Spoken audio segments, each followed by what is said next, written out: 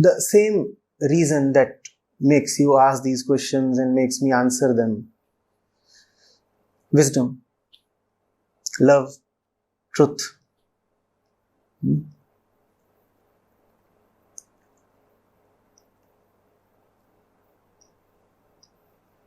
One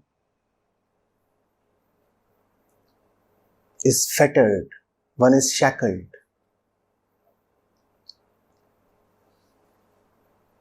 And consciousness is one's only hope. Deep, deep consciousness that takes one so high that one can then escape away from consciousness. How then can one be full of disrespect for any sentient, any conscious being?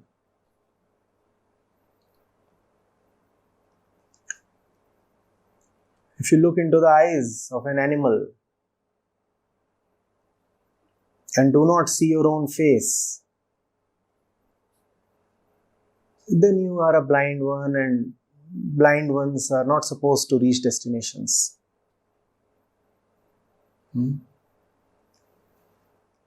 How would you be liberated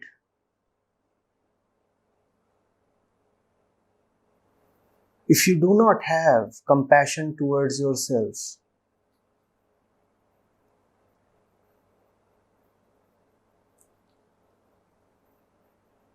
It is not enough to just theoretically or intellectually say that one wants to be liberated. One needs to have something in heart for consciousness striving towards liberation. One has to look at himself and say, I do not like that I am fettered. One must have a certain love for himself. One must be able to touch himself gently. And only then will one be able to provide for one's deepest need. And if you can look at yourself and see that you are really, really eager to get love, to get freedom, to get security, how will you not see that when you look at other human beings or other conscious beings? If you are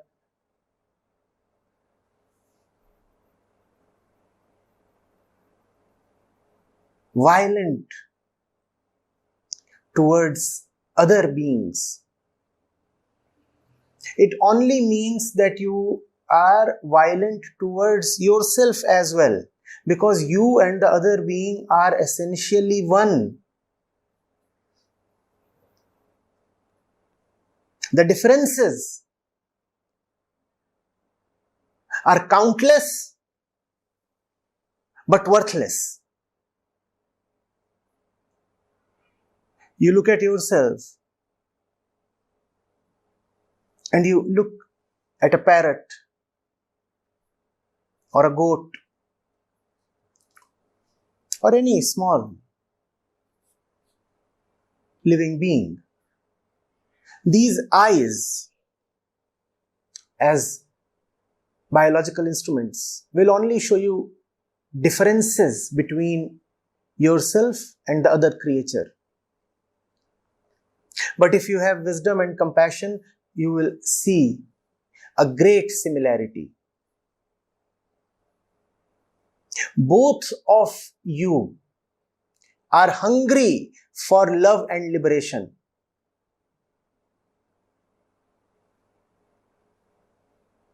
And if you value your own hunger, how will you not value the other's hunger? You are supposed to liberate the other. In that lies your liberation. You are not to annihilate the other. If in the other's liberation lies your liberation, then surely in the other's annihilation lies your annihilation. But to see this equation, first of all, you need to have the sensitivity, the attention to clearly see that at a deep level, you and the goat are one. But if you are someone who accords a lot of value to things like culture, civilization, language, knowledge, intellect, clothes, names, labels, then you will say, oh, a goat is a goat, a man is a man, and a goat is such an inferior product of evolution. And all that is so very foolhardy. Yes, the goat does appear inferior. But the inferiority is in a very inferior dimension. I do not deny that in the dimension of the intellect, the goat is inferior to the human being. But the dimension of intellect is itself an inferior dimension, because in this dimension you never gain liberation. So how can it be a superior dimension? In the existential dimension, you and the goat are one. In the existential dimension, all beings striving for liberation are one. And is there a being that is not striving for liberation? No, not at all. To be existent is to be desirous of liberation. Otherwise, why would you exist at all? We exist to be loved and liberated. And you cannot have liberation in isolation. Because as long as you are a believer in isolation, that itself is bondage. Are you getting it? To move towards your liberation is to realize that nothing like isolation exists.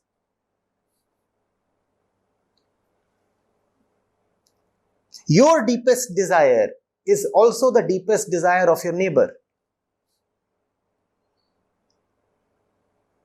And the deepest desire of you and your neighbor is the same as that of the insect crawling in your neighbor's lawn.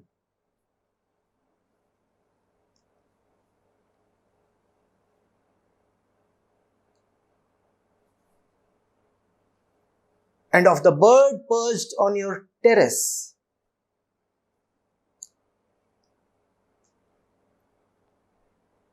Come close to a stranger, an insect, an animal, a bird.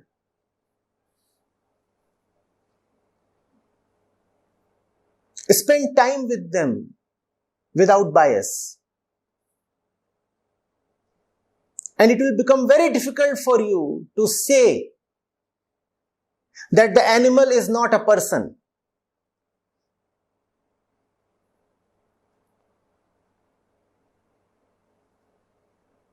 The fundamental mistake that most human beings make is that they only have images about consciousness.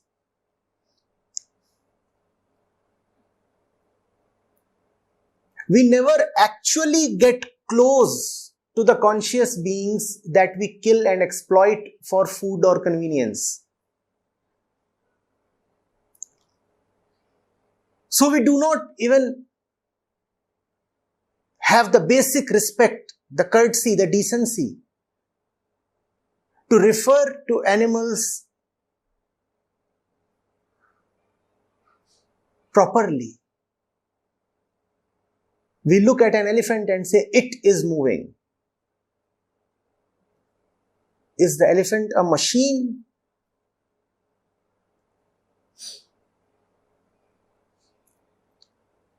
We do not see that all sentient beings are actually persons like us.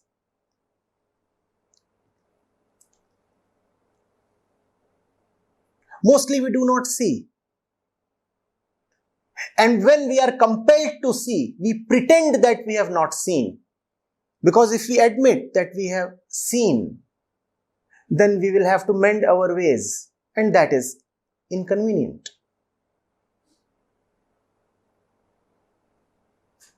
Those who are violent towards other living forms are fundamentally violent towards themselves.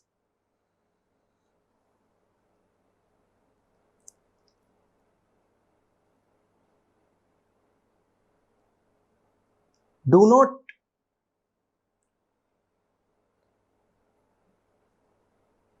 turn vegetarian or vegan for reasons of mercy or pity. Turn a vegan in your own self-interest. You are not killing the other. You are killing yourself. Don't act as if you are doing a favor to the other by being nice.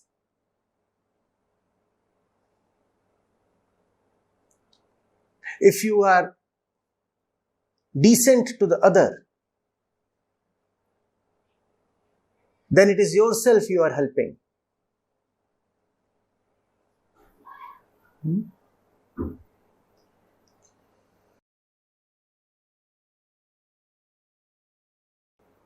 see, spirituality is all about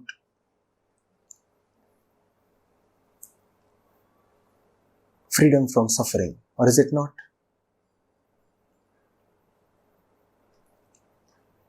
If there is no suffering, there is no need for any kind of spiritual path or spiritual discipline. So man is suffering. One has to start from there. You look within yourself or you look around yourself, you would find it hard to deny that there indeed is suffering. Man is suffering.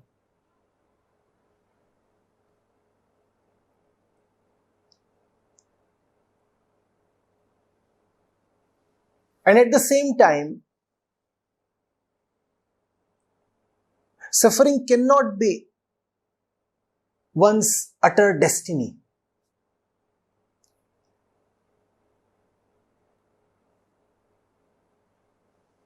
Surely, there is a way out. Surely, redemption is available.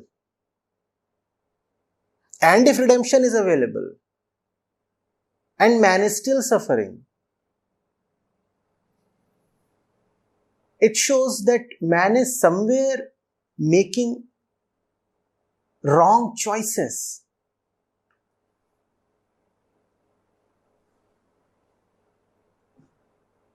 An exit out of the hellhole does exist. But man seems to be trying at other places, knocking at false doors.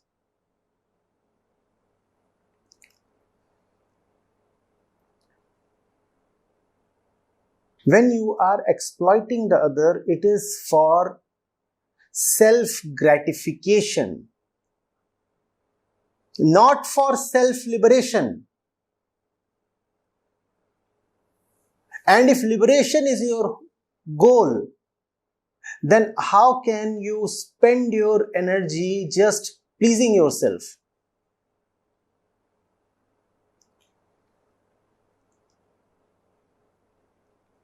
The prisoner who starts finding means of comfort and pleasure inside his prison cell, will no doubt entertain himself for a while, will no doubt manage to keep himself in high spirits for a while, will no doubt appear to have cracked the code for a while.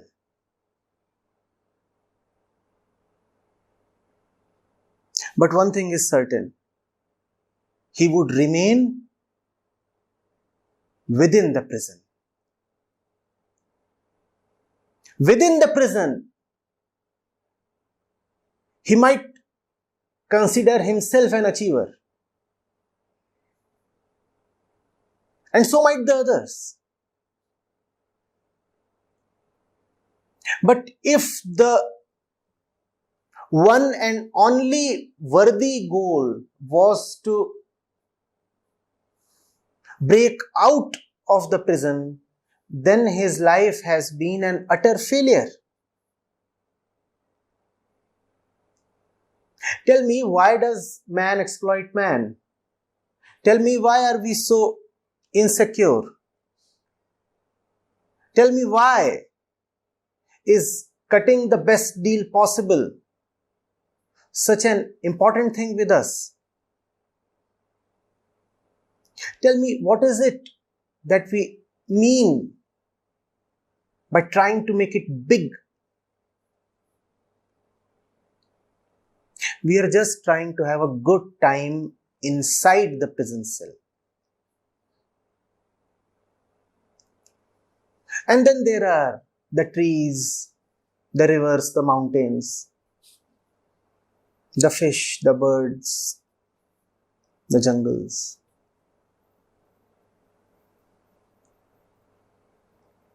And you can eat them all up.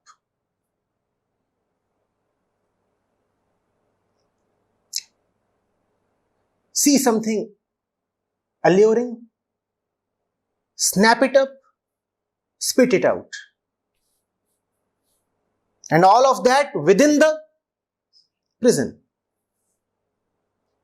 And this game is continuing. You look at a deer, you hunt it, you eat it. A lion, an elephant, nice tusks. A tree, a river, anything is there just to be exploited. All of man's energy is then flowing in a very foolish direction. And spirituality is intelligence. So this has to be corrected. One has to see why one wants to kill and consume at all. One wants to kill and consume because one is forgetting his real intention. One is forgetting his real need. One is forgetting why he exists at all. The prisoner has no business getting too cozy inside his cell. He should remember that he is in an awkward position. He should constantly remember just one thing: freedom, freedom and freedom, not gratification. And if you can remember the fact of your own bondage and your desire for your own freedom, then you will become very, very sensitive to the fact of others' bondage and parallelly others' desire towards their freedom.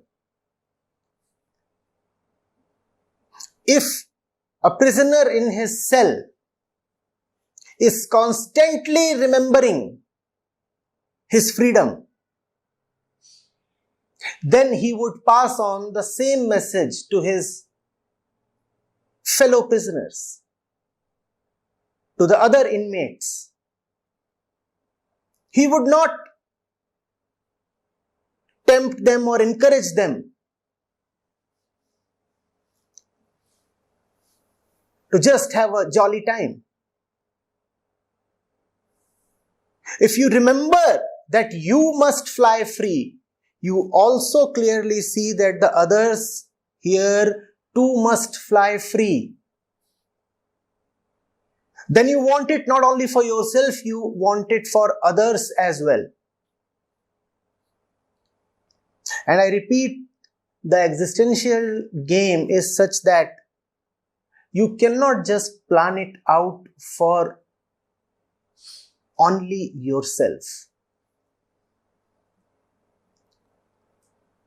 You must have it in mind that that which you are demanding for yourself must reach others as well.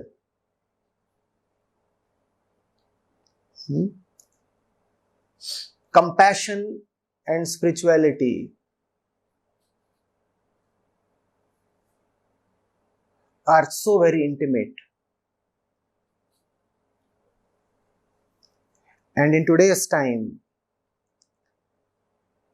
veganism is the strongest name for compassion.